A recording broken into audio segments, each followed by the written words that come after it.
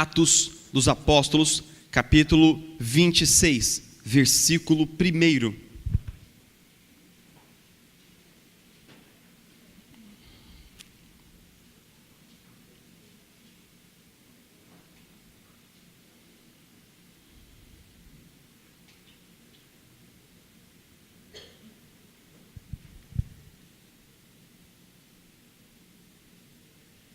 Amém? Vamos lá? Então Agripa disse a Paulo: você tem permissão para falar em sua defesa. A seguir, Paulo fez sinal com a mão e começou a sua defesa. Rei Agripa, considero-me feliz por poder estar hoje em tua presença para fazer a minha defesa contra todas as acusações dos judeus, e especialmente porque estás bem familiarizado com todos os costumes e controvérsias deles. Portanto, peço que me ouças pacientemente. Todos os judeus sabem como tenho vivido desde pequeno, tendo em minha terra natal como Jerusalém. Eles me conhecem há muito tempo e podem testemunhar, se quiserem, que como fariseu vivi de acordo com a seita mais severa da nossa religião. Agora estou sendo julgado por causa da minha esperança no que Deus prometeu aos nossos antepassados. Esta é a promessa que as 12 tribos esperam que se cumpra, cultuando a Deus com fervor, dia e noite. É por causa desta esperança, ó rei, que estou sendo acusado pelos judeus, porque os senhores acham impossível que Deus ressuscite os mortos. Eu também estava convencido de que deveria fazer todo o possível para me opor ao nome de Jesus, o Nazareno, e foi exatamente isso que fiz em Jerusalém. Com autorização dos chefes, dos sacerdotes, lancei muitos santos na prisão, e quando eles eram condenados à morte, eu dava o meu voto contra eles. Muitas vezes eu ia de uma sinagoga para outra a fim de castigá-los e tentava forçá-los a blasfemar. Em minha fúria contra eles, cheguei a ir a cidades estrangeiras para persegui-los. Numa dessas viagens, eu estava indo para Damasco com autorização e permissão dos chefes dos sacerdotes. Por volta do meio-dia, ó rei, estando eu a caminho, vi uma luz do céu mais resplandecente que o sol, brilhando ao meu redor e ao redor dos que iam comigo. Todos caímos por terra. Então ouvi uma voz que me dizia em aramaico: Saulo, Saulo, por que você está me perseguindo? Resistir ao aguilhão só lhe trará dor.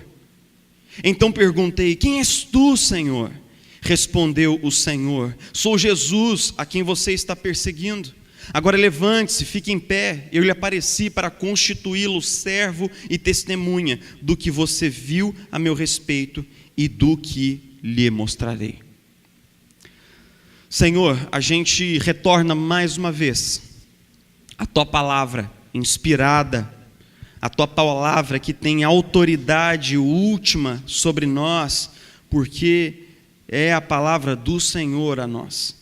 Então, Espírito Santo de Deus, nós sabemos que a gente pode abrir a Bíblia e ler o texto, até com boa vontade, mas que se o Senhor não age dentro de nós nessa hora, fazendo o milagre da proclamação do Evangelho em nós, então, Jesus, de pouco vale a erudição, de pouco vale o pregador, de pouco vale. Mas Jesus, nós estamos com as nossas expectativas alicerçadas na ação sobrenatural do Senhor sobre as nossas vidas, por meio da proclamação da palavra. O Senhor que inspirou a palavra, aplica agora essa palavra aos nossos corações. Nós oramos assim, nós oramos com fé, nós oramos no nome de Jesus. Amém e amém. Eu sei que é um pouco diretivo, né, e assertivo a gente começar uma conversa, uma reflexão com uma pergunta tão séria, mas vamos lá, vamos tentar. O que especificamente Deus está fazendo na sua vida agora? O que Deus está fazendo na sua vida agora? No seu coração, no seu casamento, na sua família, nos seus sentimentos, na sua história. Quando Paulo escreve aos Filipenses, ele diz assim no capítulo 1, versículo 6: eu estou plenamente convencido de que Deus há de terminar a boa obra que Ele começou em vocês até o dia de Cristo Jesus. Da perspectiva do apóstolo Paulo, Deus está sempre trabalhando na nossa vida. Deus está sempre colocando um tijolinho ali, pintando um pouquinho aqui, consertando uma coisa lá. Deus está continuamente restaurando, reformando e consertando a nossa vida. A minha pergunta para você é: o que Deus está fazendo na sua vida agora? O que Deus está fazendo em você agora? Deus está sempre trabalhando em nós. O que Deus está fazendo em sua vida? A segunda questão é: como é que você está participando disso? A gente sabe que Deus requer a nossa cooperação com Ele no processo de santificação pessoal. Nós sabemos disso, isso é palavra de Deus, está na Bíblia. Mas muitas vezes nós sabemos também que nós, ao invés de trabalharmos com Deus, muitas vezes trabalhamos contra Ele, no processo que Ele está fazendo na nossa vida. A gente sabe disso, a gente já viveu isso, ou talvez nós estejamos vivendo exatamente agora.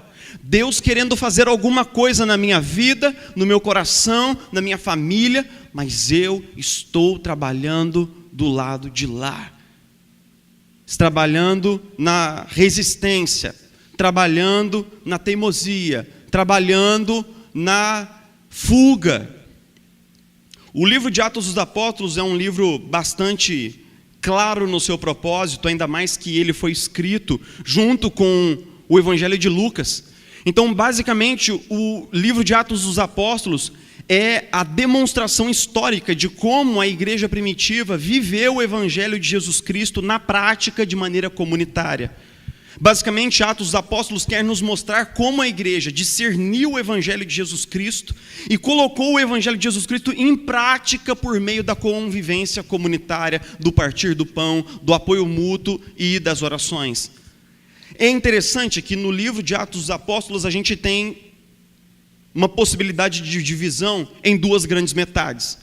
Uma primeira grande metade na qual a narrativa é centrada em Jerusalém, na igreja primitiva, no colegiado apostólico, mais especificamente na figura de Pedro. E nós temos uma segunda metade, onde a narrativa sai de Jerusalém, vai pelas cidades todas ali do Oriente Médio, entrando numa porção grande da Ásia, entrando ali na porção oriental da Europa, por meio dessa pessoa chamada Paulo. Então, do capítulo 12 para frente, até o capítulo 28, Paulo e o seu colegiado missionário, eles assumem a parte, digamos assim, frontal da narrativa e ficam bem em relevo o tempo todo até o final.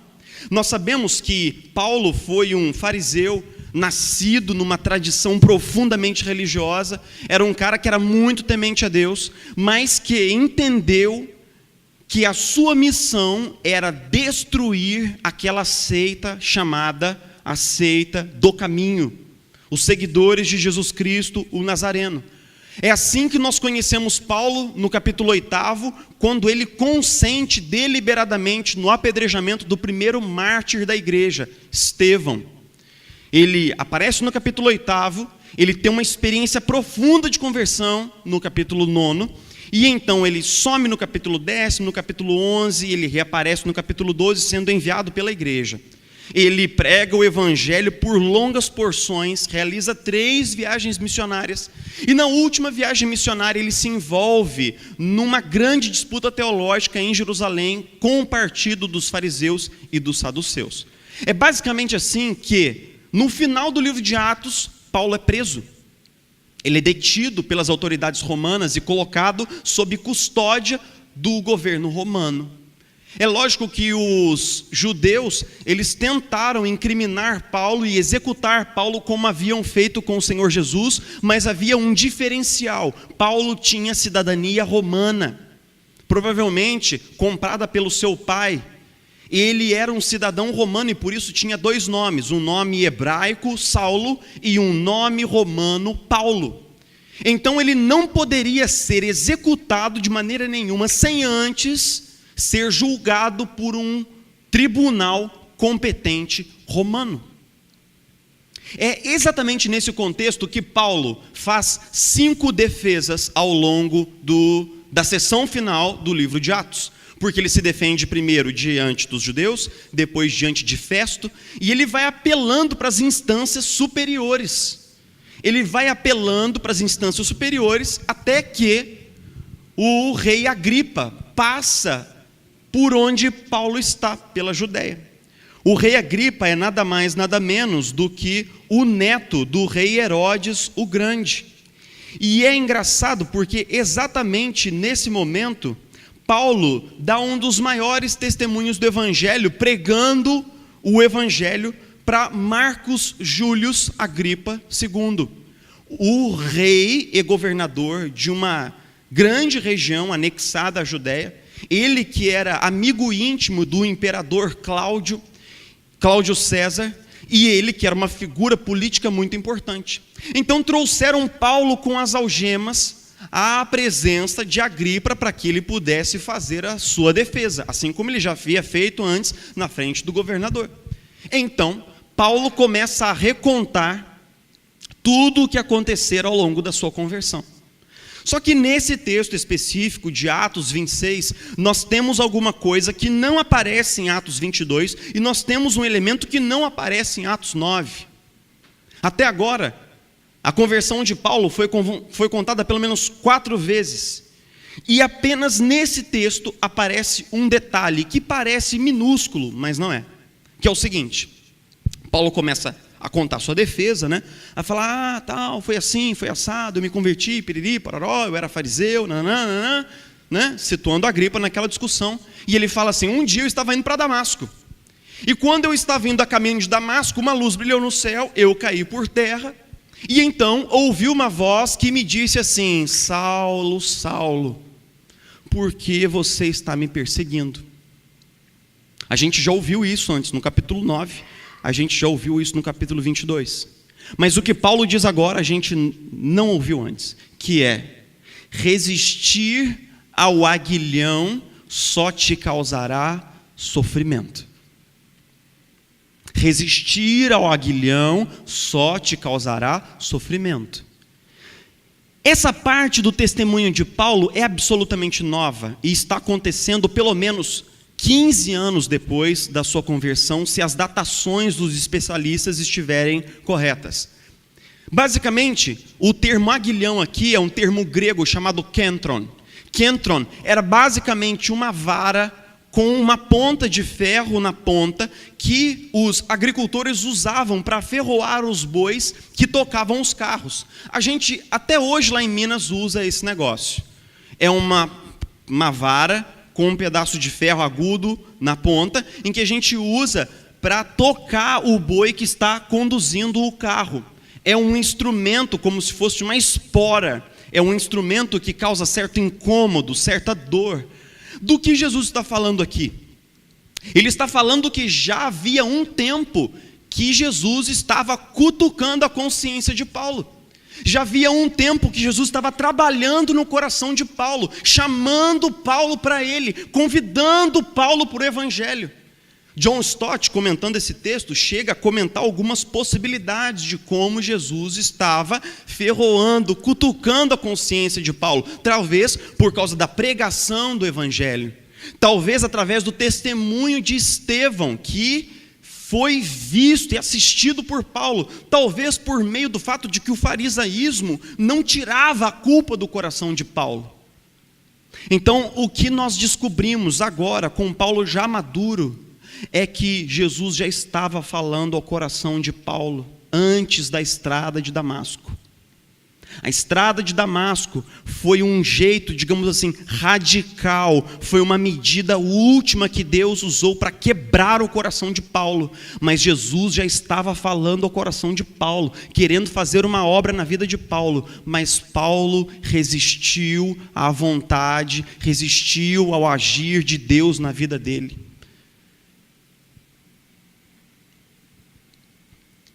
Eu sei que é um jargão muito batido, né? Mas a gente costuma dizer assim, né? Os crentes mais tradicionais, né? Aqueles crentes mais cascudos. Quem não vem pelo amor, vem pela dor. Só que parece que a nossa geração já não acredita muito nisso. Porque basicamente a nossa geração acredita que Deus tem que respeitar a nossa vontade. Não, cada um tem seu livre-arbítrio, cada um tem o seu tempo. E parece que Deus simplesmente fica à mercê de que eu queira que Ele faça alguma coisa na minha vida. Parece que, assim, eu coloco Deus numa caixa e falo assim, Deus, não, fica aí, não faça nada, não trabalhe, não haja, porque agora eu basicamente não estou afim. Meus irmãos, nós mais do que nunca temos insistido na ideia de que Deus tem que respeitar a nossa vontade, mesmo quando a nossa vontade é prejudicial a nós mesmos. Mesmo quando a nossa vontade é ruim para nós. É como dar uma faca na mão de uma criança, respeitando a vontade dela de ter a faca. É como se um filho chegasse em casa e falasse, pai, eu posso ganhar uma bomba de Natal? E aí nós temos que respeitar a vontade dessa criança e dar uma bomba na mão dela.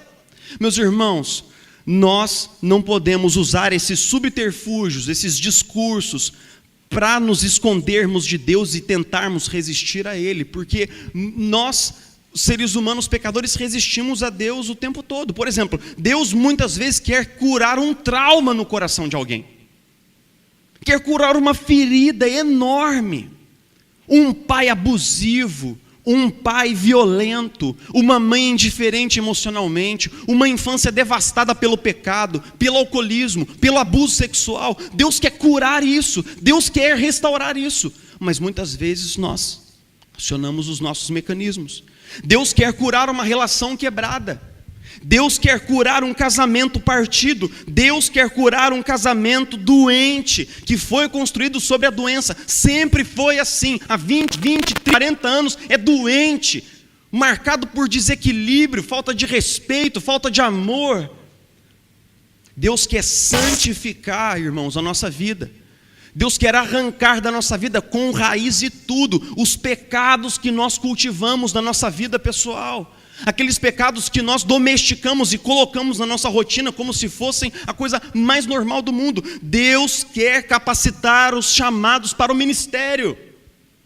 Deus quer chamar pessoas, sim, para servi-lo de maneira arrojada, ousada e robusta na nossa geração. Deus quer, sim. Deus está chamando pessoas aqui para servir, irmãos, para colocar a mão no arado, colocar os dons em funcionamento, empoderar o povo de Deus. Deus quer fazer, sim. Deus está chamando para mais profundidade. Deus está chamando para descer do muro. Deus está chamando aquelas pessoas que nunca se posicionaram diante da fé cristã para darem um passo de convicção e se posicionarem diante do Evangelho. Sim, Deus está fazendo isso, sim. O problema não é que Deus não esteja fazendo. O problema é que nós resistimos. Nós resistimos. Como? Por exemplo, no instante em que Deus começa a querer curar a vida de uma pessoa, essa pessoa começa a sabotar a sua relação com Deus. Se afasta da palavra, se afasta da comunhão, se afasta da vida de oração. É muito fácil quando um pregador vem aqui da frente e dá uma palavra que não é minha, meus irmãos. Não é minha. Se eu tivesse uma palavra só minha aqui essa noite, eu não subiria aqui, porque esse não é o púlpito da palavra do pastor, esse é o lugar onde é proclamada a palavra de Deus. Mas muitas pessoas preferem criticar o pregador e destruir o pregador do que aceitar a mensagem que Deus está enviando aos seus corações de mudança. Porque se a gente fala assim, mas ele também não vive isso, ele não é nada disso que ele prega, ele é todo errado. Meus irmãos, nem eu nem o reverendo Silas nunca mentimos para vocês dizendo que a gente não é todo errado. A gente é todo errado, sim. Mas eu sou o todo errado que foi chamado para servir pregando nesse púlpito aqui. E a palavra que eu prego não é minha. Se fosse minha, de valia nenhuma teria. Nós utilizamos mecanismos de fuga. E às vezes até espiritualizamos esses mecanismos. Mas tudo, no final das contas, é o velho coração humano endurecido, resistindo ao que Deus quer fazer, ao que Deus planeja fazer. Tudo é sempre a mesma história do Éden. Adão, o que você fez, Adão? Não fui eu. Foi essa megera que o Senhor me deu. Eva, o que você fez? Não, não fui eu, foi a cobra. Meus irmãos, por que é que nós resistimos tanto, meus irmãos? Por que é que nós resistimos tanto ao que Deus quer fazer na nossa vida? Por que é que você resiste tanto, meu irmão? Por que é que você se endurece tanto, minha irmã? Você tem medo de perder o controle? Você tem medo de dizer assim, Deus, assume o leme da minha vida. Você tem medo? Você tem medo de falar assim, Deus, assume o leme, e Deus te mandar para ser missionária solteira no Azerbaijão. É isso. Você tem medo de Deus falar assim, não, agora que eu tenho a sua vida, eu vou destruir com ela, porque eu quero o mal para você. Você tem medo de Deus, meu irmão? Muitas vezes nós resistimos porque nós sabemos que não há jamais um processo de cura sem dor. Eu falo isso direto no gabinete. Falo isso direto, porque a gente tem que lembrar que não há cura sem dor. As pessoas vêm e falam para mim assim, nossa pastor, está doendo. Eu falo, que bom, meu irmão, deixa arder. Não é a lição do mertiolate? Se está ardendo é porque é bom, deixa arder. Meus irmãos, pegue um osso que está quebrado e partido e coloque no lugar. Você acha que é gostoso? Você acha que é gostoso colocar um osso de volta no lugar? Não é, meus irmãos. Dói. Mas se contaram para você um evangelho de água com açúcar, no qual Deus cura, batendo com uma varinha de condão na cabeça das pessoas, eu estou aqui para te dizer, é mentira. Leia sua Bíblia, Deus não faz assim. Cura dói. Cura dói. Dói. Ser saudável dói. Crescer dói. Ser gente de verdade dói. Santidade dói. Mas é o único caminho para ser gente de verdade. Talvez, irmãos, porque nós sabemos que vida de santidade envolve escolhas que nós não queremos fazer. Envolve um preço que nós não queremos pagar. E qual é o resultado de resistirmos ao que Deus quer fazer na nossa vida? É o que muitas vezes a nossa vida espiritual se torna. Uma vida espiritual empacada. Irmãos, tem às vezes cristãos de 30 anos, 40 anos de caminhada, que nos últimos 40 anos não cresceram um tiquinho assim no Espírito Santo de Deus. Não se aprofundaram nadinha na palavra de Deus. Não sabem nada da Bíblia. Não tem vida de oração, não tem constância na reunião das igrejas, nas reuniões da igreja, não tem ministério, não conhecem seus dons, tem 50 anos de caminhada, e quando a gente prega sobre dons, as pessoas falam assim, qual será o meu dom? Meus irmãos, a nossa vida espiritual não pode empacar dessa maneira, meus irmãos, nós não podemos congelar no tempo. O tempo está passando, tic-tac, tic-tac, tic-tac. Cada dia a menos é um dia a menos de servir ao Senhor. Cada dia a menos é um dia a menos para encontrar a vontade de Deus para a sua vida. Cada dia a menos é um dia a menos que os seus amigos não ouvem o Evangelho. Meus irmãos, o tempo está passando, meus irmãos. E a igreja perdeu o seu senso de urgência. Os cristãos estão empacados. Estão aí sempre murmurando ao longo do caminho, cheio de mimimi. Meus irmãos, nós temos que seguir para frente. Nós temos que abrir o coração e deixar Deus fazer o que Ele quer fazer na sua vida, no seu coração, no seu casamento, através de você, meus irmãos. Paulo se endureceu. O Espírito Santo foi trabalhando, foi cutucando, foi falando, mas Paulo se endureceu. Então Deus falou assim, tá bom. Se o problema é grave, então as soluções que eu tenho que usar são o quê? São graves também. Meus irmãos, você já imaginou um cara caminhando para Damasco, numa boa, e aí Deus simplesmente, ele tinha um plano, né? Paulo era um cara que sempre tinha um plano. Aí Paulo simplesmente estava indo para Damasco, executando o seu plano, fazendo aquilo que ele tinha se destinado a fazer. E então Deus simplesmente fez o quê? Simplesmente cancelou os planos de Paulo. E aquele cara que era um fariseu vibrante, caiu cego de uma hora para outra. Meus irmãos, não é assim que Deus faz conosco, muitas vezes. A gente, Deus vai falando, Deus vai falando, Deus vai falando, Deus vai falando. Mas a gente aparentemente só para quando Deus nos para. Só para quando Deus nos para. Aparentemente, muitas vezes, a gente só para quando Deus nos encurrala totalmente e fala assim, cara, agora a gente vai sentar para conversar. E eu não te dou escolha mais. Porque toda vez que eu te dei a escolha, você escolheu mal. Agora eu vou te encurralar. Agora, ou é 8 ou 80.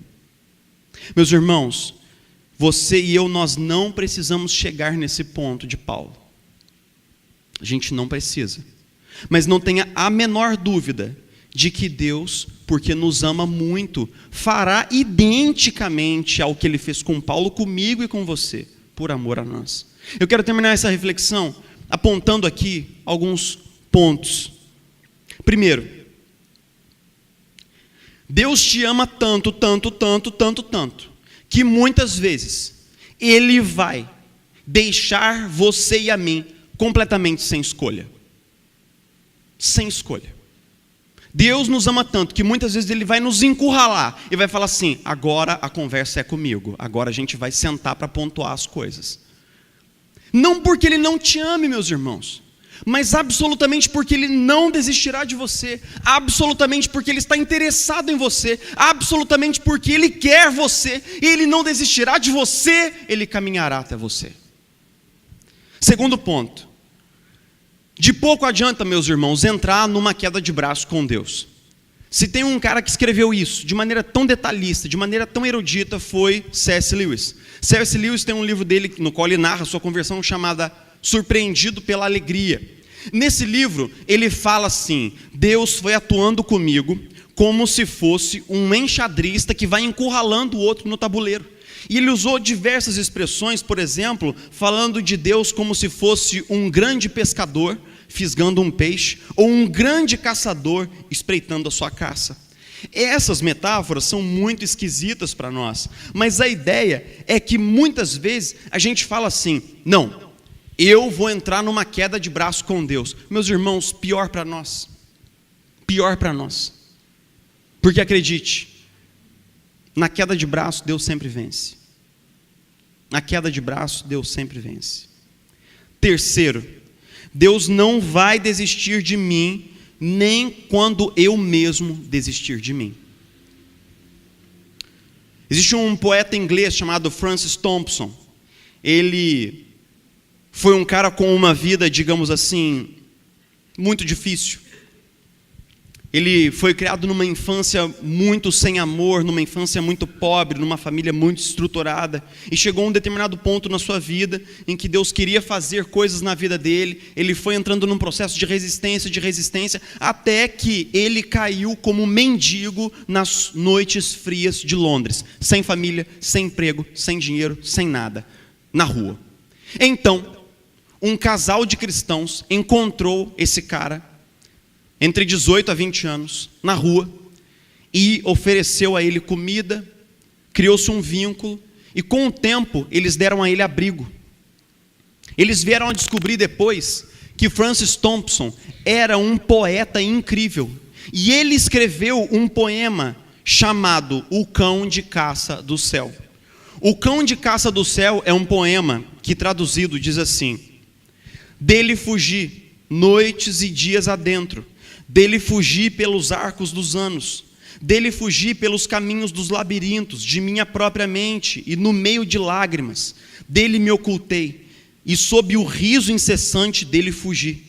Por sobre esperanças panorâmicas corri, e lancei-me precipitado, para baixo de titânicas trevas de temores abissais, para longe daqueles fortes pés que me seguiam após mim.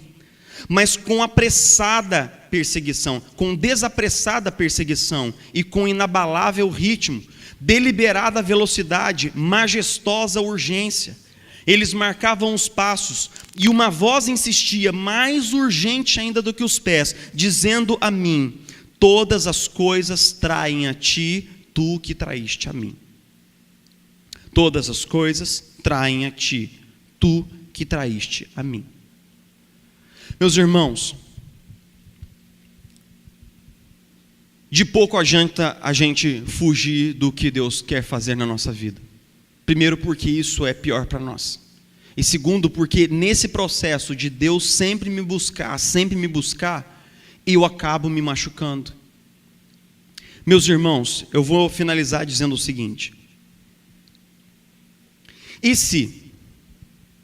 se toda essa energia que a gente usa para resistir à vontade de Deus, para resistir ao que Deus quer fazer em nós, e se essa energia toda fosse colocada a favor do que Deus está fazendo em nós? E se cada um de nós colocasse toda a sua paixão, toda a sua força para falar assim: Deus, faça em mim o que o Senhor quiser, mas faça mesmo, porque eu quero muito. Se toda a força que eu e você estamos fazendo agora, arrastados pelo cabelo, resistindo à vontade de Deus, e se toda essa força fosse colocada à obediência de Jesus Cristo, como seria a sua vida, como seria a minha vida? Se a gente vivesse com um máximo de paixão, com um máximo de entrega.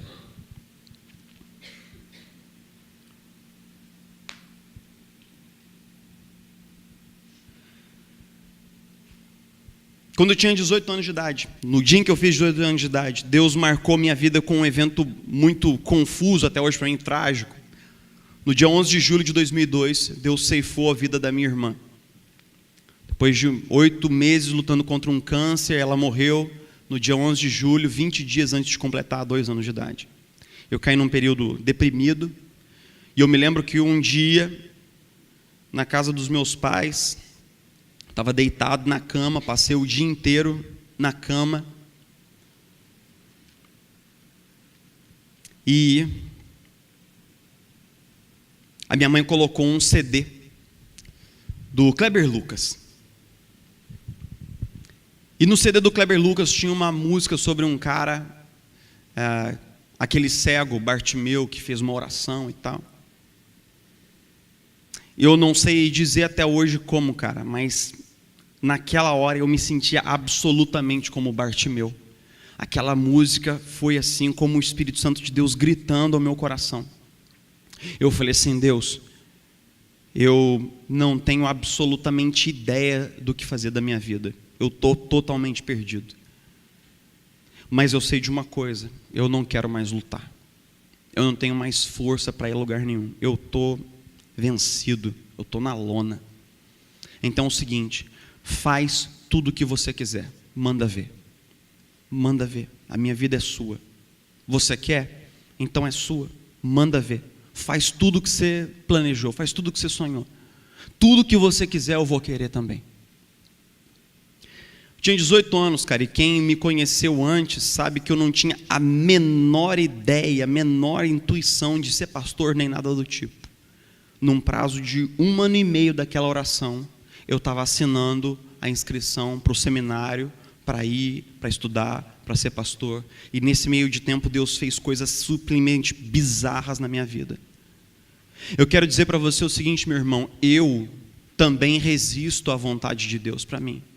Eu também, por muitas vezes, endureço o coração e entro numa queda de braço com Deus. Mas isso, meus irmãos, só nos trará sofrimento. Se Deus está fazendo alguma coisa na sua vida, se o Espírito Santo de Deus está falando ao seu coração, abra o seu coração, meu irmão.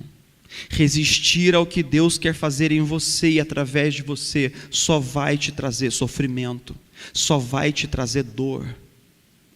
Deus tem uma vontade para você, o seu Criador tem um plano para você. Eu estou te convidando, no nome de Jesus, para ser o maior aliado do que Deus tem para fazer em você e através de você. Vamos orar juntos?